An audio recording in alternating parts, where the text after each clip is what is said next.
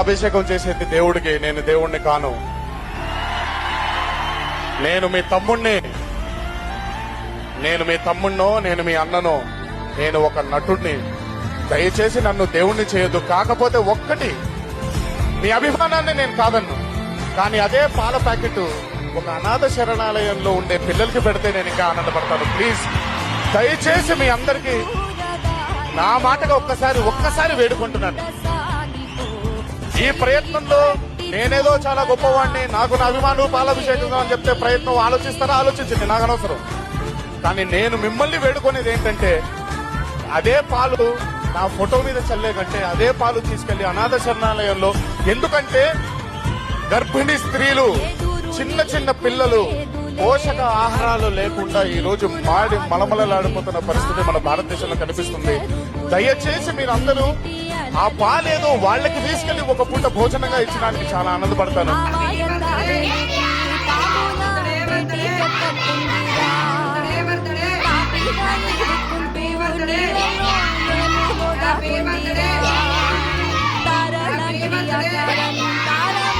దానికి వేసుందిరా లెక్కనే పెట్టలేని ఒక్కలే అందులో ఉన్నాయి రా బుజ్జాయి రారా కథ చెబుతా కన్నా వినుకోరా నువ్వే బజ్జో లాలిజో లాలిజో నానా సరదాగా ఆడు మురి బెంగాడు ఎదుగింకా ఎదుగు ఎదుగు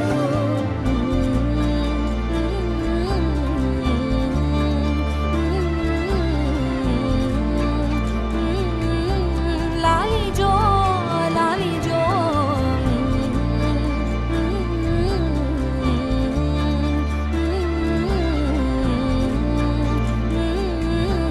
లాలిజో లాలిజో. ఎన్టీఆర్ బర్త్డే రోజు ఎన్టీఆర్ తరపున మీకు భోజనం పెట్టాం కదా, ఎన్టీఆర్ తరపున మీకు మంచి మాట చెప్తాను. ఒకటే వినండి, ఎన్టీఆర్ మా ద్వారా మీకు ఎలా సాయం చేయించాడో మీరు ఎదిగిన తర్వాత కంపల్సరీ ప్రతి ఒక్కరికి సాయం చేస్తూ వస్తాడు. నెక్స్ట్ ఇంకోటి ఏంటంటే, సహాయంలో అడిగి మన దగ్గరికి వచ్చిన వాళ్ళు చులకనగా చూడొద్దు, మన వంతు సాయం చేయాలి. ఎప్పుడు కూడా మన దగ్గరికి వచ్చిన వాళ్ళు తక్కువ అంచనాగా చూడకూడదు, వాళ్ళకి మన వంతు సాయం చేయాలి. మంచిగా చదువుకోవాలి, మీరు 10 మందికి ఉపయోగపడాలి, 10 మంది యొక్క జీవితాన్ని మార్చే విధంగా మీరు ఎదగాలి అని మేము కోరుకుంటున్నాం. అలాంటి